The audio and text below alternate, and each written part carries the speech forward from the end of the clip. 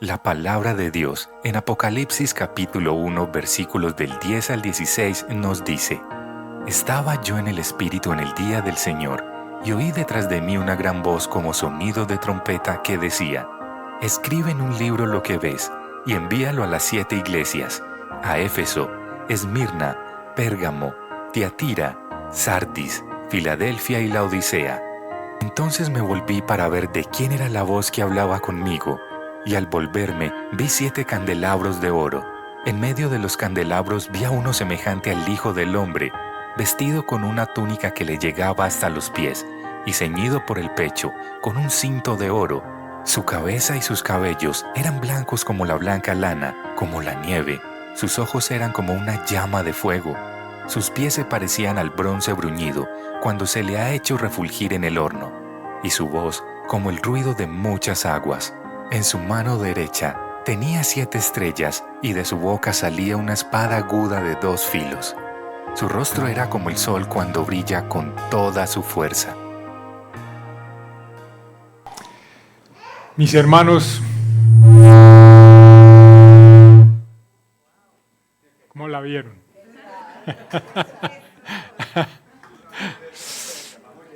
Voz poderosa. Mis hermanos, muy buenos días. Qué gusto volverlos a saludar, volverlos a ver. Es bueno estar nuevamente reunidos acá como iglesia, siendo juntos y expresándonos también el cariño unos por otros, creciendo en el conocimiento del Señor. ¿No les parece muy bonito en ese audio la forma en que Jesús es descrito?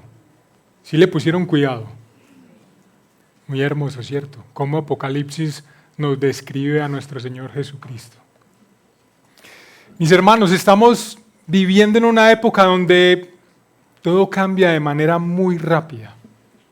Hasta nuestros valores han cambiado de manera impresionante, van cambiando de una manera impresionante.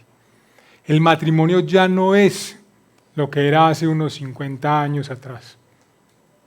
Ya el matrimonio no es para toda la vida como Dios lo había establecido, como Dios lo ha establecido. Y no es únicamente entre hombres y mujeres, entre un hombre y una mujer. Y mis hermanos, ahora creer que el embrión en el útero de una madre es una persona, es tomado como odio hacia la mujer, porque es que es la mujer la que tiene derecho a elegir sobre su propio cuerpo. Es intolerante y ser soñadores el creer que Dios nos ha creado varón y hembra, y no somos nosotros los que definimos nuestro sexo. Y es ir en contra de la ciencia creer que todo el universo fue creado y ordenado por un Dios que es poderoso y que su poder no tiene límite. Lastimosamente la sociedad y aún los mismos gobiernos actualmente no tienen convicciones morales basadas en la ley de Dios. Y por eso terminan favoreciendo con sus leyes doctrinas falsas que van en contra de la misma ley de Dios. Y quiero contarles acerca de un ejemplo, y esto ocurrió en Estados Unidos y eso fue más o menos en el 2012. Y es muy conocido, de pronto ustedes lo han leído, lo han escuchado, de un hombre cristiano que tenía un negocio pastelero, donde hacían tortas, una repostería, gracias Palma. Y resulta que a su negocio llegó una pareja gay y llegaron a pedirle que por favor les hiciera y les decorara un pastel para su boda, a lo que este hombre cristiano se negó. Él se negó porque él decía que hacerle ese pastel y decorarlo era como participar de ese matrimonio y participar del matrimonio gay. Pues él obviamente fue demandado por estas personas y pasó 3 años en los tribunales defendiéndose.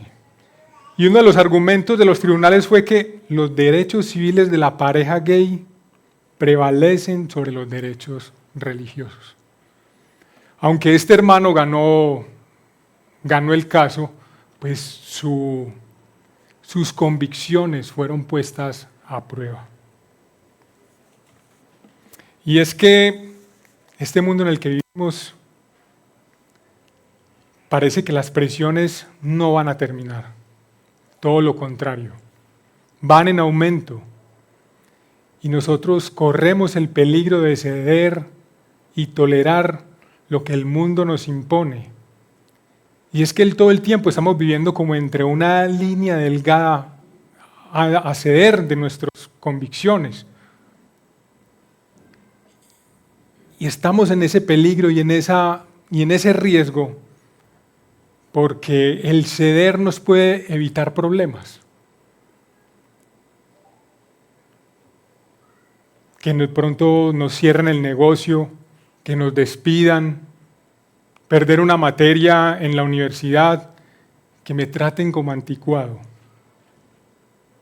Pero bueno, ustedes de pronto pensarán, bueno, no, es que a mí eso no me va a pasar, yo llevo muchos años en la fe, yo ya tengo mi fe muy cimentada, llevo más de 20 años de ser cristiano, entonces no creo que eso me vaya a pasar a mí. Pero la Biblia y la historia han demostrado que si nosotros no tenemos unas convicciones basadas en la palabra de Dios, fácilmente cederemos en nuestra fe. Y miren, todo empieza con asuntos muy pequeños hasta que se van convirtiendo en una bola de nieve que va a arrasa con todo. Debemos entonces tener mucho cuidado con nuestro orgullo al pensar que eso le pasa a otras personas y que nosotros somos inmunes. La cultura secular es muy sutil e intenta asegurar de que nuestra manera de ver el mundo se alinee a lo que ellos nos imponen. Miren, es tan sutil que todo el tiempo nosotros estamos siendo expuestos a la cultura secular. Al nosotros escuchar música, a leer, a ir al cine, al estar viendo series de televisión, las redes sociales, y sin darnos cuenta vamos cambiando nuestra manera de interpretar las cosas y terminamos cediendo. Este es uno de los peligros a la que se enfrenta la iglesia hoy en día. Entonces la iglesia debe evaluar todo movimiento, ideología y filosofía que el mundo nos está proponiendo de una forma sutil o explícita. El peligro es que la iglesia puede caer en el pecado de consentir, de claudicar o permitir lo que el mundo nos propone y que va en contra de lo que Dios nos dice. Pero esto no es nuevo.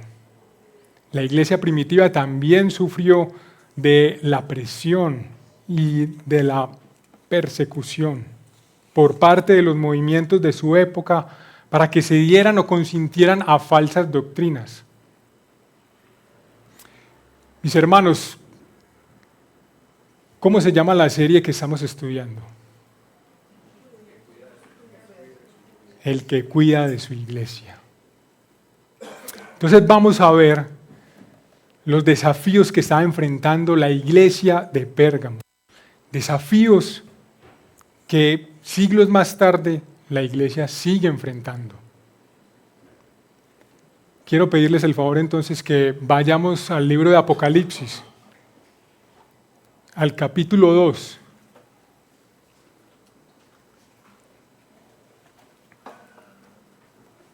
Y vamos a leer de los versículos 12 al 17.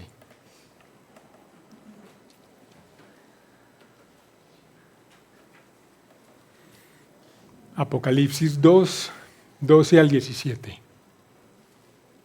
Escribe el ángel de la iglesia en Pérgamo. El que tiene la espada aguda de 2 filos dice esto: Yo sé dónde moras, donde está el trono de Satanás. Guardas fielmente mi nombre y no has negado mi fe, aun en los días de Antipas, mi testigo, mi siervo fiel, que fue muerto entre ustedes donde mora Satanás. Pero tengo unas cosas contra ti. porque tienes ahí a los que mantienen la doctrina de Balaán, que enseñaba a Balac a poner tropiezo ante los israelitas, a comer cosas sacrificadas a los ídolos y a cometer actos de inmoralidad. Así tú también tienes algunos de la misma manera que de la misma manera mantienen la doctrina de los nicolaitas.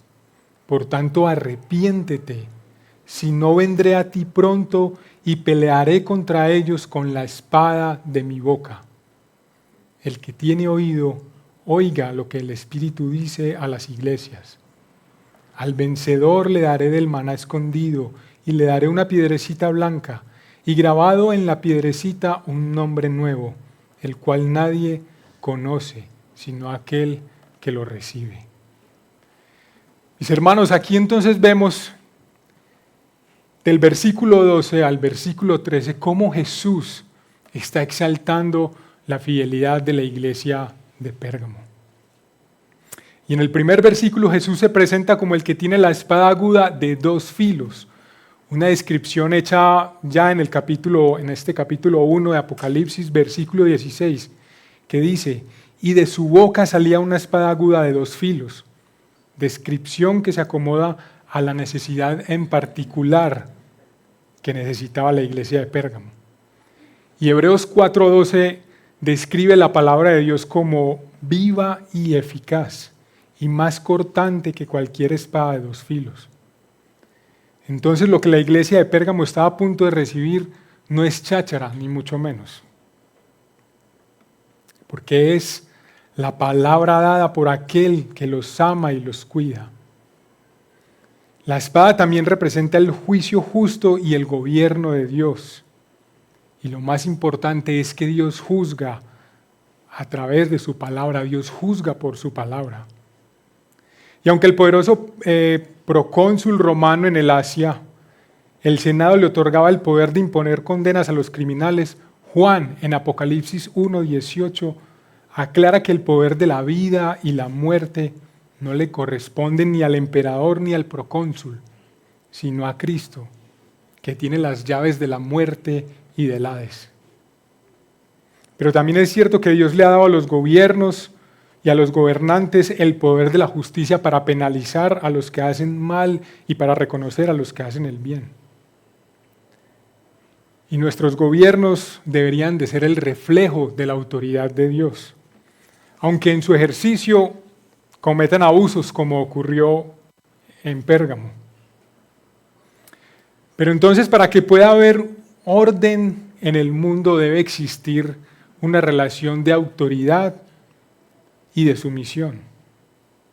Pero cuando el gobierno de Jesús entra en pelea con el gobierno terrenal, mis hermanos, ¿a cuál le vamos a hacer caso?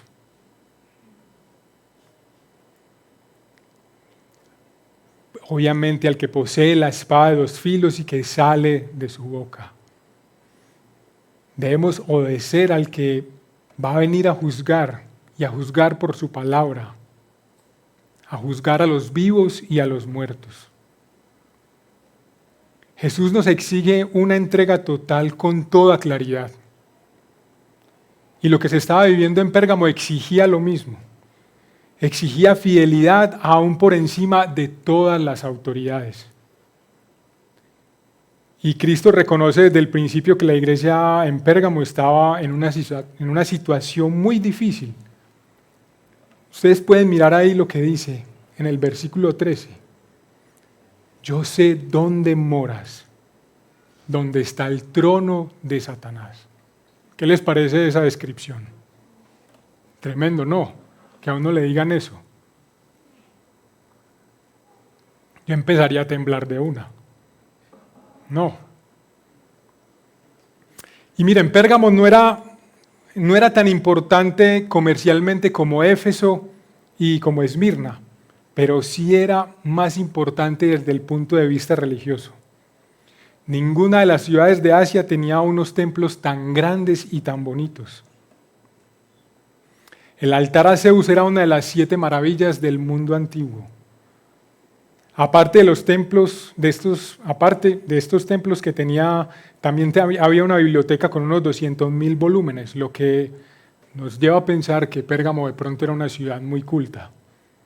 Pero lo más importante eran los templos dedicados a los dioses grecorromanos, que a cambio de tranquilidad social, productiva y de la paz, les demandaban el culto. Entre sus templos estaba el de Esculapio. ¿Saben quién era Esculapio? ¿Hay algún médico acá? Bueno, entonces no saben. Esculapio es el dios de la sanidad que era muy famoso. Pérgamo era famosa porque era la sede mundial del culto a ese dios. Y por supuesto que muchas personas viajaban a Pérgamo para buscar la salud. Y muchos emperadores entraban a este templo buscando curarse. Y miren, el templo se mantenía lleno de serpientes, porque ese era el símbolo de la sanidad, de la medicina, y es el símbolo de la medicina hoy en día. Y había una leyenda que decía que estas serpientes cada año resucitaban. Otra diosa era Atenea, la diosa de la guerra, que prometía la victoria. Deméter, diosa de las cosechas, prometía una tierra productiva. Dionisio, el dios del vino, y Mecenas, de las artes, prometía alegría, encantamiento y desenfreno. Pero por encima de todos esos dioses estaba Zeus, el Salvador.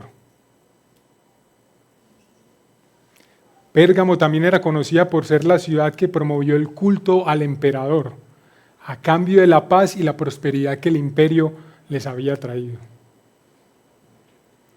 Entonces este era a grandes rasgos lo que era la ciudad de Pérgamo, una ciudad difícil de vivir para los cristianos fieles. Y es que cada dios estaba relacionado con una vocación o con un sector laboral. Y para poder pertenecer a uno de estos sectores o para poder desempeñar sus vocaciones, debían arrodillarse y rendirle cultos a estos dioses. Entonces era muy difícil para un cristiano mantener y trabajar, para trabajar y mantener a una familia en esa ciudad, ¿no les parece?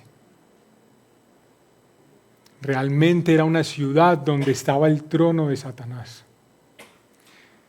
¿Y ustedes qué piensan? ¿Medellín es una ciudad fácil de vivir? Fácil de vivir para nosotros los cristianos, para los que queremos serles fiel al Señor, para los que no queremos ceder en nuestras convicciones cristianas. ¿Cierto que no? Porque miren, está la sensualidad, el amor al poder, el amor al dinero, la vanidad, la corrupción, el querer ser más vivo que los demás. Señora gente, tengo 50,000 razones para que me deje ir. ¿Estás dispuesto a negar tu fe, a no ir en contra de tus convicciones, aunque te cueste tu trabajo, tu nota en el examen, el cierre del negocio, tu ascenso y tal vez hasta tu vida, como le pasó a Antipas? Llamado por el mismo Jesús como su testigo, su siervo fiel. Y Juan hace una descripción de Jesús en el capítulo 1, versículo 5 de Apocalipsis que dice: y de parte de Jesucristo, el testigo fiel. ¿Ustedes saben qué quiere decir la palabra testigo en griego? Mártir. Entonces Antipas nos recuerda el sacrificio de Jesús y su fidelidad al Padre. Antipas guardó fielmente el nombre del Señor y no negó su fe, y no actuó en contra de sus convicciones. Y toda la iglesia de Pérgamo pudo observar o vio, fue testigo de lo que le pasó a Antipas. Pero el Señor dice que ellos fueron fieles y que no negaron su nombre.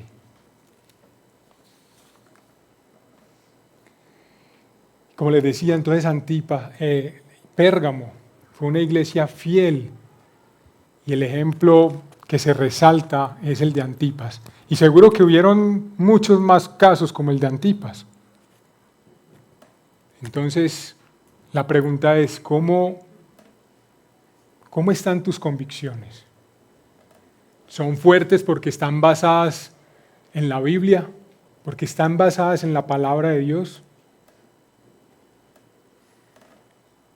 Y yo sé que nos podemos sentir como no sé, desanimados o tristes, pero miren, ahí están los ejemplos de muchos hombres que sufrieron por conservar sus convicciones. Está Antipas, pero hay muchos otros más. Y yo quisiera leerles una historia de pronto un poquito más contemporánea. Y es de una persona africana. Y dice así: hacia 1980 hubo una época de persecución severa de parte de los funcionarios locales del gobierno comunista en mi área de Wolaita. En aquel entonces trabajaba para una oficina del gobierno, pero también servía como líder de la Asociación Cristiana de Jóvenes de todas las iglesias de mi zona. Los funcionarios comunistas me visitaron repetidamente para pedirme que enseñara las doctrinas de la revolución entre los jóvenes. Muchos otros cristianos estaban cediendo porque la presión era muy grande, pero solo pude decir no. Al comienzo, su acercamiento fue positivo. Me ofrecieron ascensos y aumentos de salario, pero entonces comenzaron los encarcelamientos. Los 2 primeros fueron relativamente cortos. El tercero duró todo un año. Durante ese periodo, los delegados comunistas venían regularmente a lavarnos el cerebro a los 9 creyentes, 6 hombres y 3 mujeres, una de las cuales más tarde se convirtió en mi esposa, y a quienes nos mantuvieron juntos. Pero cuando uno de los delegados se convirtió al cristianismo, fuimos golpeados y obligados a llevar agua por distancias muy largas y a cargar piedras pesadas para limpiar las tierras de la labranza. La peor época ocurrió durante un periodo de 2 semanas, en donde el carcelero nos despertaba temprano cuando todavía era oscuro y nadie podía ver, y nos obligaba a andar por una distancia de 1,5 kilómetros en un camino de recebo del pueblo, sobre nuestras rodillas descubiertas. Nos demorábamos unas 3 horas. Después del primer día, la sangre corría por nuestras heridas como una fuente pero no sentíamos nada. En otra ocasión, un carcelero particularmente brutal nos obligó a acostarnos sobre la espalda bajo el sol ardiente por 6 horas seguidas. No sé por qué lo hice, pero cuando terminamos le dije: usted permitió que los rayos del sol nos azotaran, pero Dios lo azotará a usted. Poco después el funcionario contrajo una diabetes severa y murió. Cuando el gobierno comunista fue derrotado varios años más tarde, el director nos invitó para que predicáramos en la cárcel. En esa época, 12 prisioneros que ingresaron por asesinato recibieron a Cristo. Hemos continuado evangelizando en la cárcel y ahora hay 170 creyentes. La mayoría de los funcionarios de la cárcel también han creído. Unos hombres que decidieron no ceder a sus convicciones.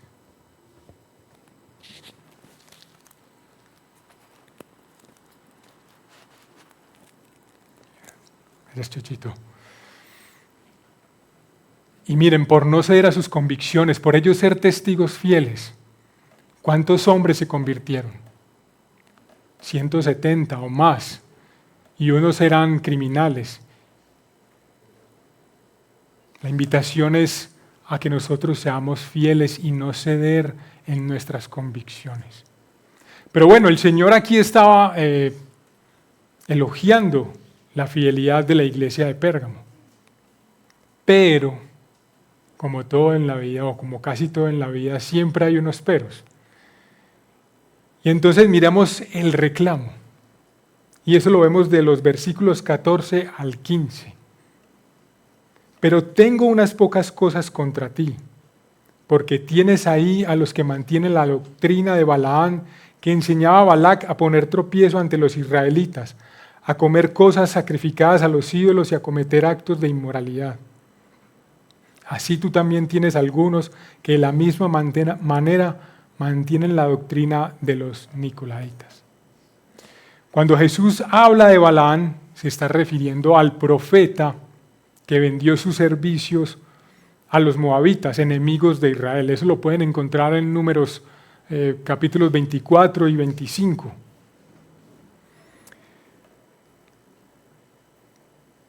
Sin embargo, pues el Balac, el rey de los moabitas, buscaba que Israel fuera maldecido. Sin embargo, Balaam no pudo lograr esto porque Dios en todo momento lo impidió. Y lo único que pudo hacer Balaam fue pronunciar bendiciones hacia el pueblo de Israel.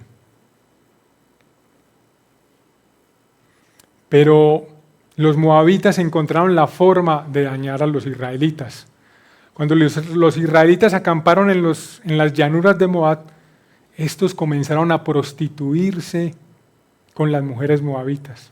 Después de esto, las mujeres invitaron a los israelitas a ofrecer sacrificios a sus dioses. Los israelitas comían delante de esos dioses y se inclinaban ante ellos para adorarlo. Entonces Dios los castigó enviando una plaga que mató a 24,000 israelitas. Este es el episodio al que se refiere Jesús cuando dice que Balaam le enseñó a Balac a poner tropiezo a Israel, llevándolos a comer alimentos sacrificados a los ídolos y a cometer actos de impureza sexual.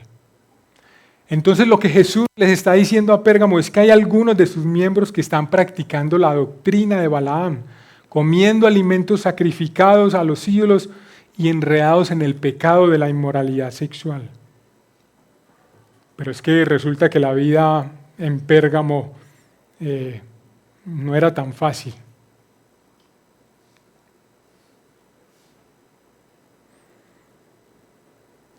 Recuerden que para poder ellos llevar una vida tranquila y productiva se les exigía que rindieran culto a sus deidades y se les pedía una prueba de fidelidad al Imperio Romano. ¿Y saben cuál era esa prueba? Era inclinarse y reconocer al César como su Señor. Y los que se negaban eran torturados, castigados y posiblemente asesinados, como le pasó a Antipas. Entonces, ante esta situación parece ser más fácil ceder que aguantar hambre o ser torturado y castigado en la cárcel. Pero aún así se levantaban hombres fieles y daban testimonio de su fe, como lo hizo Antipas y seguro muchos otros más. Nosotros hoy en día en Medellín, al menos por ahora, no corremos ese peligro de ser torturados o castigados o asesinados por decir que Jesucristo es nuestro Señor. Pero miren, sí es muy cierto que corremos el peligro de ceder y de consentir a doctrinas, a pensamientos y a movimientos que este mundo nos está ofreciendo. Pensamientos y doctrinas de esta época.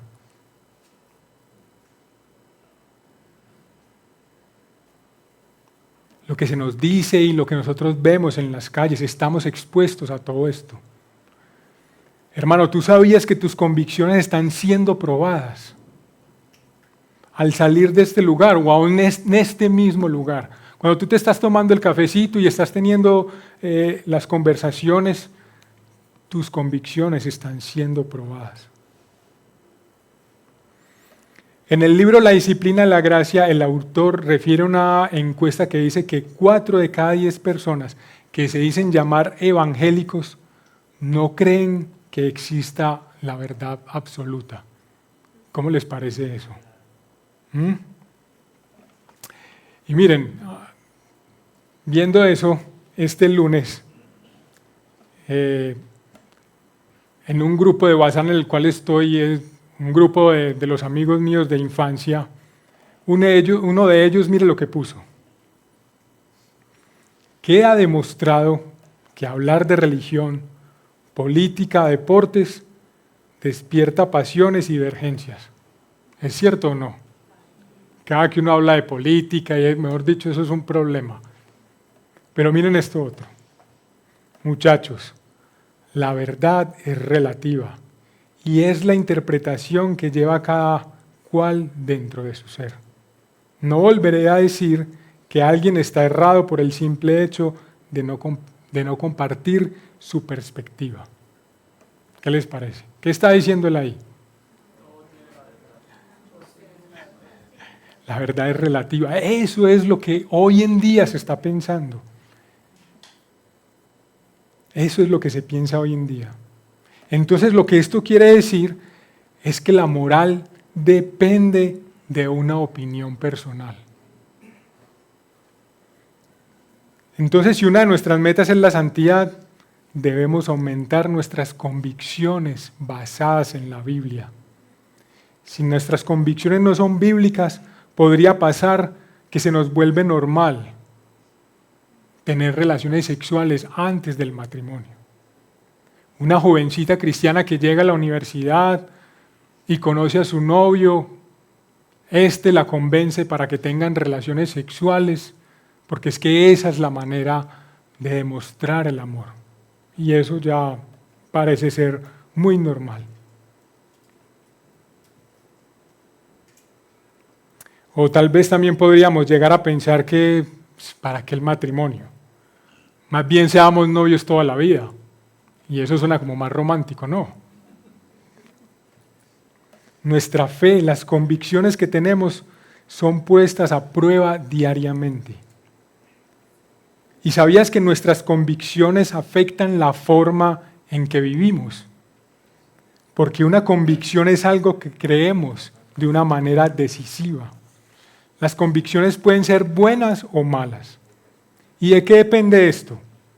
De la fuente de la que estamos tomando para construir tus convicciones. Si tu fuente es la Biblia, tus convicciones serán santas. La palabra de Dios debe ser nuestra influencia constante para que no nos acomodemos al mundo actual y no se adapten a este mundo, sino transfórmense mediante la renovación de su mente para que verifiquen cuál es la voluntad de Dios, lo que es bueno y aceptable y perfecto. Romanos 12:2.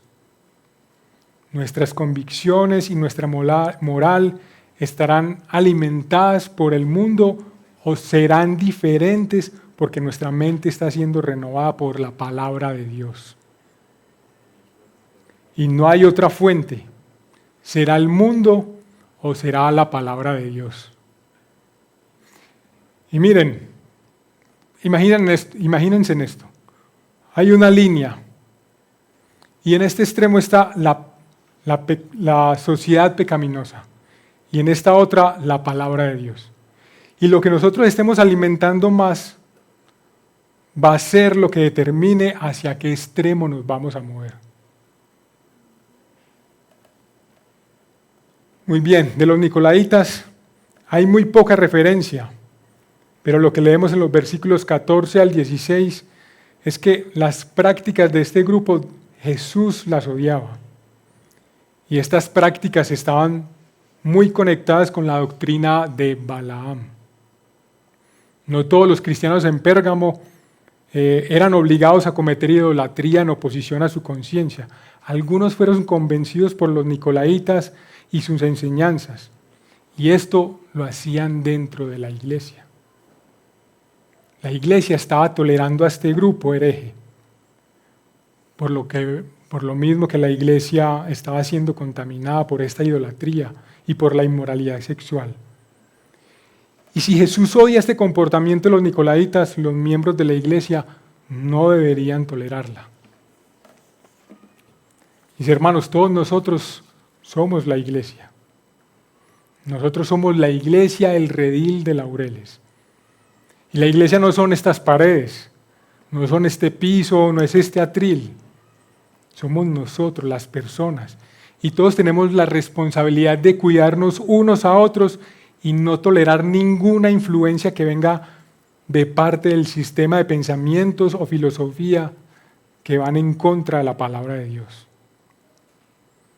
Y hoy, como en los días de Antipas, caer en la idolatría es cuestión de algo muy sutil, porque la idolatría se disfraza. Se disfraza de Dios más familia, Dios más patria, Dios más dinero, Dios más poder, Dios más salud, Dios más conocimiento. Mis hermanos, cuidémonos unos a otros, llamándonos al arrepentimiento si es que ese es el caso. Así como Jesús llama al arrepentimiento a la iglesia de Pérgamo. El arrepentimiento es cambiar nuestra forma de pensar, renovar la mente si estamos abrazando pensamientos y filosofías que el mundo moderno está imponiendo. Renueva tu mente con la palabra de Dios. Y la mente no es un lugar vacío. La mente tiene mucho conocimiento, pero también puede tener falsas doctrinas, puede tener pecado, estar lleno de basura o puede también estar lleno de la palabra de Dios. Necesitamos interpretar el mundo de una manera más bíblica. Y Jesucristo tiene el poder de juzgar de una manera justa, como dice que lo hará con los nicolaitas si estos no se arrepienten. Pero bueno, mis hermanos, ¿cómo vamos hasta acá? De pronto están sintiendo como mucho juicio, ¿ah? Como que estamos siendo muy juzgados. Pero tal vez, como les digo, estamos viendo ese panorama como de juicio y que esta es solo la forma en que Jesús quiere que nosotros cambiemos nuestra mente. Aunque es cierto y necesario que haya juicio y que Jesús va a venir a juzgar. Jesús también nos anima a cambiar nuestra mente con dos ilustraciones que nos alentan a ser fieles y nos harán soñar los cielos nuevos y la tierra nueva. Y eso lo vemos en el versículo 17. Y aquí es donde viene la promesa. Y miren lo que dice: el que tiene oído, oiga lo que el Espíritu dice a las iglesias. Al vencedor le daré del maná escondido y le daré una piedrecita blanca y grabado en la piedrecita un nombre nuevo, el cual nadie conoce, sino aquel que lo recibe. En los momentos de dificultad y de prueba, lo que necesitamos es recordar las palabras de Cristo, recordar esto que acabamos de leer. Y al principio miren lo que dice: el que tiene oídos que oiga lo que dice el Espíritu, lo que el Espíritu dice a las iglesias. Mis hermanos, ¿y ustedes están dispuestos a escuchar lo que el Espíritu les está diciendo? ¿O ya se durmieron? Oiga, a mí se me durmieron por ahí 3 o 4 en el primero. ¿Eso sabe qué quiere decir? Que yo soy mejor predicador que Pablo. A Pablo se le durmió solo uno. Bueno, ¿cómo es tu actitud frente a la exposición de la palabra entonces? De pronto tú vienes prejuiciado a escuchar, trasnochado. De pronto tu actitud no es correcta, con pereza. Mi hermano, recuerda que el Espíritu es el que le habla a la iglesia. A los creyentes de Pérgamo que sufrían la tentación de entrar en los banquetes paganos, Jesús les da una promesa: al que salga vencedor le daré del maná escondido. Y ustedes recuerdan que el maná fue el alimento que por 40 años tuvieron los israelitas cuando estuvieron en el desierto, hasta que ellos llegaron a la tierra de Canaán. Dios les dio las instrucciones a Moisés para que colocara dentro del arca del pacto una vasija con maná, y así quedó oculto a la vista de todos. Pero también hay una tradición judía que dice que Jeremías junta la tienda, el altar de incienso y el arca que contenían el recipiente con el maná dentro y los escondió en el monte Sinaí para que los babilonios no la robaran o la destruyeran en la invasión. Solo serían entregados y descubiertos a la gente cuando regresara el Mesías. Entonces lo que le recuerda a la iglesia de Pérgamo el maná es el banquete ofrecido por el Mesías en la cena de las bodas del Cordero. Al nosotros aferrarnos a la palabra de Dios, al nosotros formar unas convicciones tan fuertes que cambien nuestra vida y la forma de interpretar las cosas, es muy seguro que el mundo a nosotros nos va a excluir. Pero en lugar de sentirnos rechazados, pensemos que podremos entrar a las bodas del Cordero, donde vamos a estar sentados nada más y nada menos que al lado de ¿quién? Al lado del Rey. Y miren, desde la venida de Jesús, todos nosotros los seguidores hemos podido comer del alimento, del pan de vida, que Jesús dijo, yo soy el pan de vida. Entonces, para aquellos que no creen en Él, el maná está oculto. Pero para todos los que creemos, el maná está ahí. Es visible para nosotros. Jesús también promete una piedrecita blanca. Todos los ganadores de los eventos deportivos recibían una piedrecita blanca, lo que les aseguraba poder entrar a la celebración del banquete. Bueno, y si esto es lo que Jesús nos quiere decir, entonces muy probablemente esta piedrecita blanca es la invitación oficial para entrar al banquete celestial. Y de pronto tú quizás hoy te estás sintiendo perdedor, porque es que así es como nos hacen ver a nosotros los cristianos. Y nos hacen sentir perdedores porque es que nosotros decimos la verdad, porque nosotros creemos en el matrimonio, porque nosotros guardamos nuestra sexualidad, creemos en la honestidad al hacer negocios. Pero nuestro precioso Salvador nos recuerda que los que resisten y no se amoldan a este mundo son vencedores y podrán entrar en la celebración cuando el fin llegue. Y lo último que Jesús dice es que en la piedrecita blanca tendremos grabado un nuevo nombre. Y miren lo que dice Isaías 56:5. Dice, les daré en mi casa y en mis muros un lugar, un nombre mejor que el de hijos e hijas. Les daré nombre eterno que nunca será borrado. Tenemos una nueva identidad en Cristo. Ahora somos llamados por el nombre de Cristo. Y al llevar el nombre de Jesús, se nos permitirá entrar al banquete.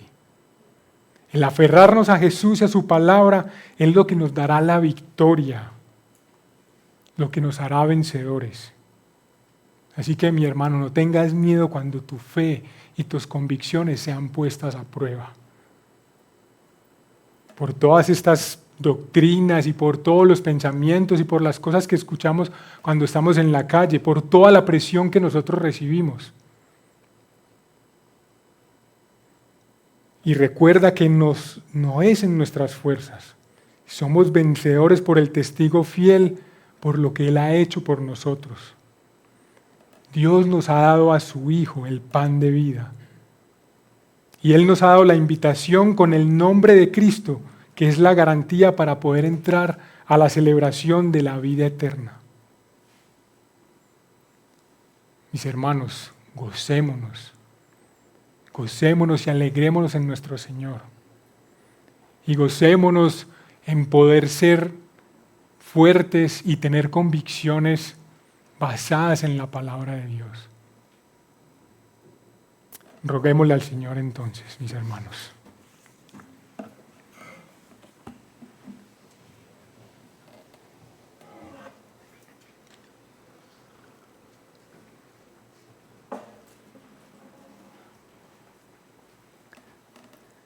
Señor, en esta mañana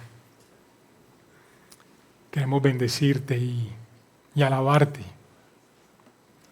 darte gracias por tu palabra, porque tu palabra es la fuente de la cual nosotros necesitamos para que nuestras convicciones sean fuertes en el momento de la prueba. Señor, guárdanos de caer en el pecado de ceder, de tolerar, Señor, doctrinas falsas, de permitir que en nuestra iglesia se estén dando movimientos y filosofías que van en contra de tu palabra. Por eso hoy te rogamos que tú nos llenes de tu poder, del poder de tu Espíritu Santo, Señor. Guárdanos de todo el mal, guárdanos, Señor, cuando estemos en la calle, cuando nos estén presionando, Señor, a la corrupción,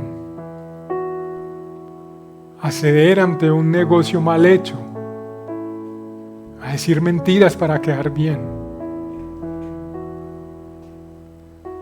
Y Señor, también te rogamos que nos perdones, porque seguramente muchas veces hemos caído.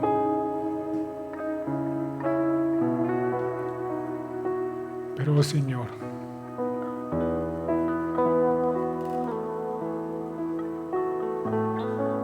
que fuera de nosotros, si no fuera por ti, si no fuera por esa promesa que tú te diste a nosotros, por solo lo que tú has hecho, por tu testimonio fiel, por tu obediencia y no la nuestra, es que podemos estar animados y tener esperanza de poder entrar a las bodas del Cordero, a esa cena, a esa celebración. Esta mañana, Señor, que tu nombre sea exaltado por siempre. Amén. Hermanos, y quiero invitarlos, tomemos un momento ahí para meditar en la palabra del Señor. En silencio, no nos distraigamos aún. Pensemos en este texto que hemos hoy leído, que se ha predicado.